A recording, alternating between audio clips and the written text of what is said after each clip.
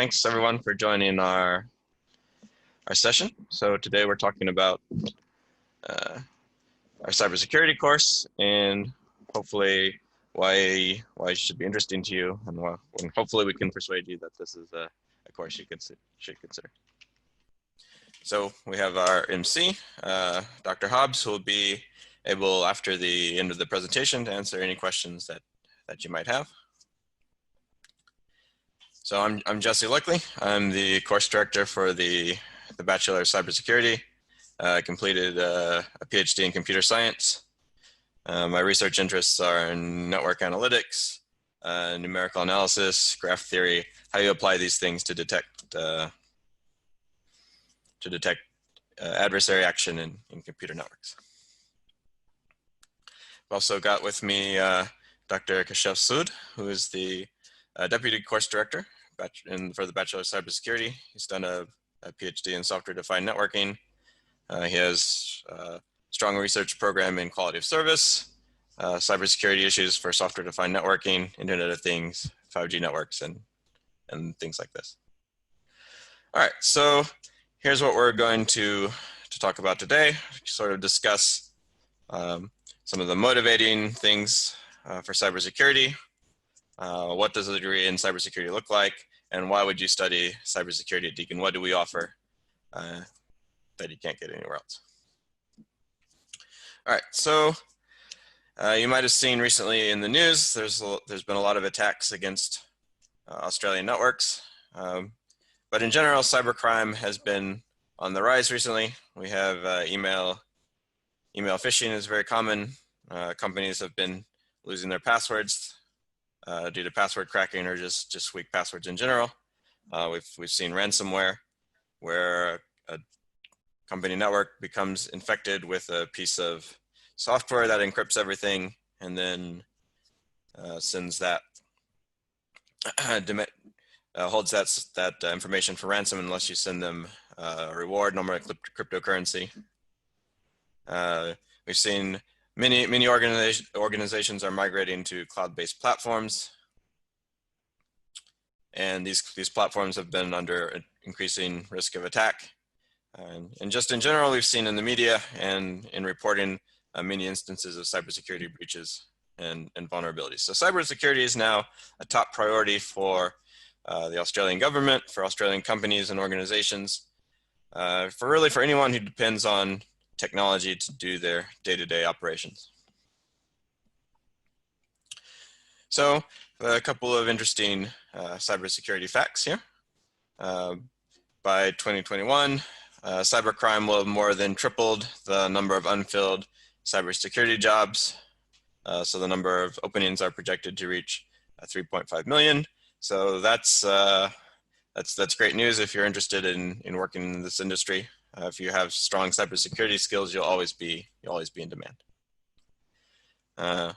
Again, we've mentioned cybercrime is on the rise. It's projected to hit 6 trillion annually by 2021. And cybersecurity spending will increase by will exceed $1 trillion from 2017 to 2021. So again, if you're interested in a job in this area, this is good news for us.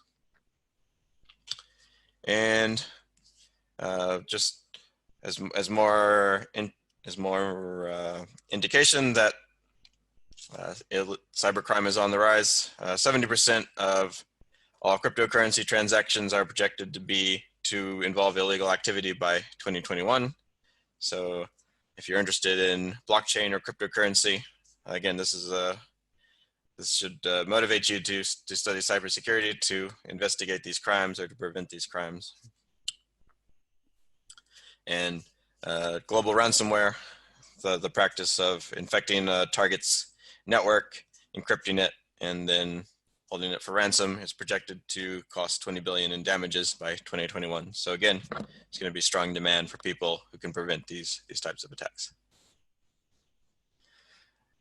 So got some data here from the Australian Criminal Intelligence Commission about the top cyber crimes that experience in Australia: malicious software, unauthorized bank access, unauthorized email access, And we've got the top 3 types of incidents people experience in Australia or New Zealand: ransomware, phishing, malware. And the top 3 targets for cyber criminals are email, social networks, or web advertising.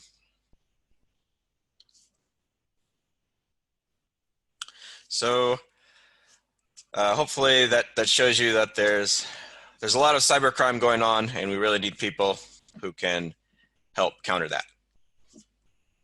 So why study cybersecurity? Aside from, we just talked about how there's all this crime.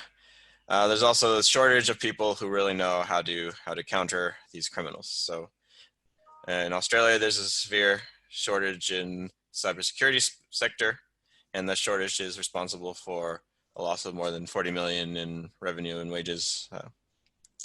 Australia is currently short at least 2,300 workers in cybersecurity, and by 2026, they'll be even shorter than that. So again, if you're interested in a job in this area, this is a very hot job market. So businesses are actively looking for professionals who have this deep technical skill in protecting data, and who also understand how businesses work and how businesses are at risk. So because these skills are relatively rare, and there's a major job shortage, or major shortage of qualified individuals, as I just said, companies are willing to pay these professionals very well. So just to give you some idea of an average wage in the cybersecurity area, you could be a cybersecurity specialist with around $108,000 per annum, or a risk consultant for $115,000, or cybersecurity management for $127,000 if you want to go into a more of a management track. So there's a lot of jobs that are very interesting, that require a high level of engagement, and they also pay very well. So for me, this is a very satisfying career, and the demand is only set to increase. So if you join this industry, you'll be in the position to participate in something that's very promising. All right, so I have my colleague here, Dr. Sood, who will take over and talk about what our degree looks like, and then I'll step back in and talk a little bit more about why study cybersecurity at Deakin. Yep. Thank you, Jesse. Now I will tell more about our cybersecurity bachelor degree program here at Deakin, and on screen you can see some questions for you. So are you ready to join the fight against cybercrime? So yeah, so here in the first year is divided into trimester 1, trimester 2, trimester 3. It's up to you where you choose. And then in total we have 24 credit point degree, out of which we have 17 core units and we have 7 elective units. So you have a choice to choose elective of your own interest. And in trimester 1 we have we will provide you a little bit information on IT from a broader aspect, and then thinking, technology and design unit. And this one, 182 real world practice for cybersecurity is really one of my favorite unit in first year. You will have an opportunity after finishing this unit to sit in the certification exam.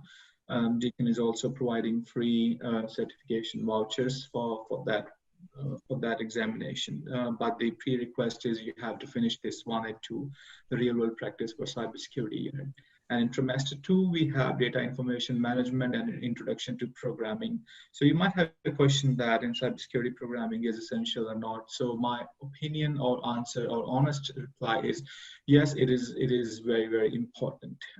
It is not something that you can ignore, or even if you have to design some policy-based security solutions or any sort of solution. So we must have an understanding of the system currently in place, and then how you can defend and trace back the intruder or something like this. So for that, you really need good skills in programming. So first year is actually covering the basics and fundamentals of exploring IT, some thinking, technology issues and design, some sort of practices in cybersecurity, management and programming. In the second year, which is a step further, will give you advanced information about networks and communications, and how you design the network. So what are the things you have to consider while network designing, for example, resource management, cost optimization, but these are from the general aspect. But you have to consider things from mainly from cybersecurity perspectives, that we have to see,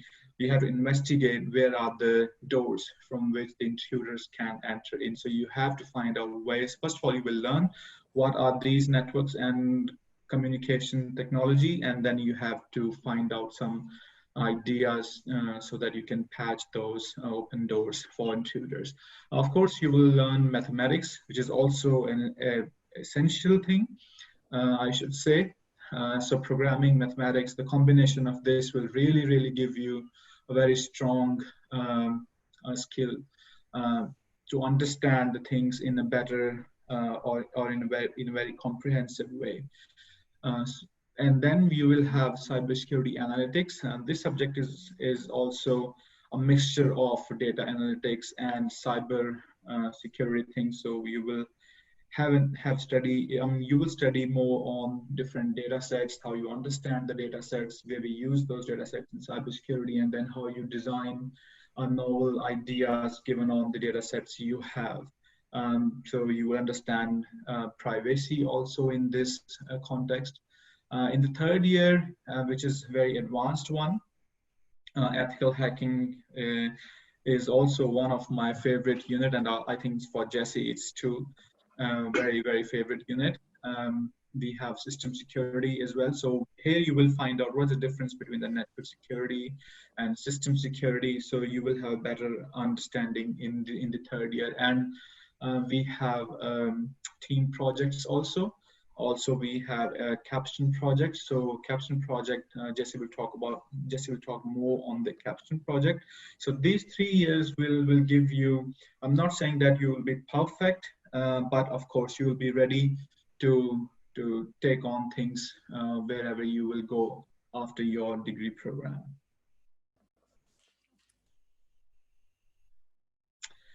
So this course is actually designed to secure your digital future. So when I say your digital future, so it includes everything.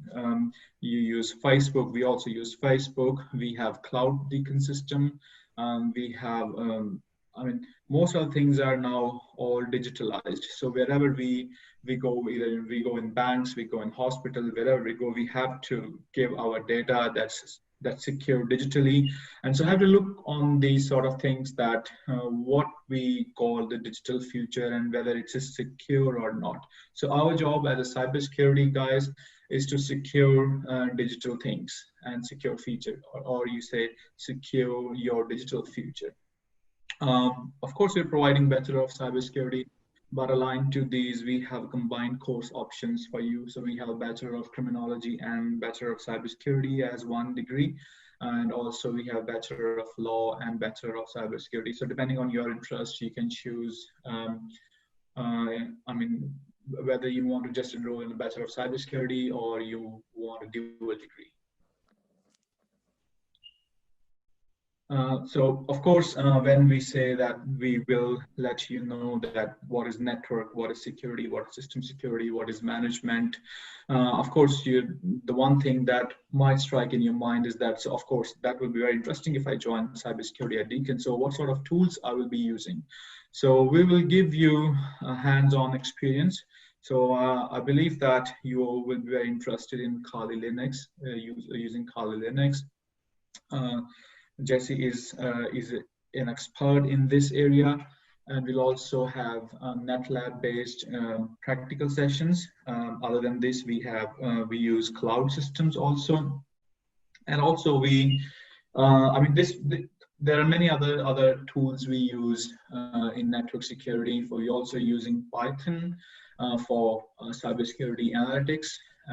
Other than this, if you have good interest in mathematics, so we can sit, we can talk together, and we can explore. Or we can also design some new tools for learning, education, and for research as well.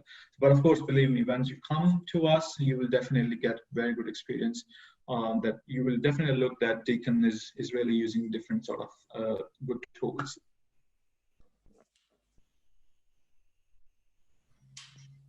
And the entry requirements for Bachelor of Cybersecurity, this degree is 3 years and is being running on Burwood campus, Rowan Pond campus, and Cloud campus. But things are changed because of this COVID-19 event and crisis. So, but still, we will let you more information over the coming time. And the ATR, you can see here, is the lowest selection rank for 2020 is 63.2 for Burwood, 62.35 for One Ponds, and for Cloud, which is not provided here. For school leavers, we have some prerequisites. For example, we see units 3 and 4 for study score of at least 25 in English, and VTAC application. For other degrees, yeah, you can also look from our web pages. You can look Jesse and my profile, and if you have any question, you can also email to us. We also encourage you to talk to our student center also if you have still any concerns regarding your entry requirements, with whether you're eligible or not. Of course, there are pathways, as Jesse has mentioned that almost 17,000 job shortages will be there in Australia by 2026, or maybe more than that. And so you will have plenty of opportunities after doing this Bachelor of Cybersecurity. And not just the cybersecurity is applicable in IT, but cybersecurity is applicable in almost all different domains. For example, in health sciences, in hospitals, they also need people from cybersecurity background. In banks, they're also advertising cybersecurity people to join their workforce. And in agriculture domain also, in transportation domain also. I mean, wherever we have digital space, so that needs to be protected by cybersecurity people. So you have plenty of opportunities in Australia and worldwide after getting this Bachelor of Cybersecurity degree. Thank you, Keshav. So we just talked about what a degree in cybersecurity looks like. So now I want to discuss just a little bit more why our degree at Deakin is special. So why study cybersecurity at Deakin? So first of all, we have flexible study options. So if you choose to do full-time study, that would be 3 or 4 units per trimester. We also have a part-time study option where you can balance your studies with your work and your personal life.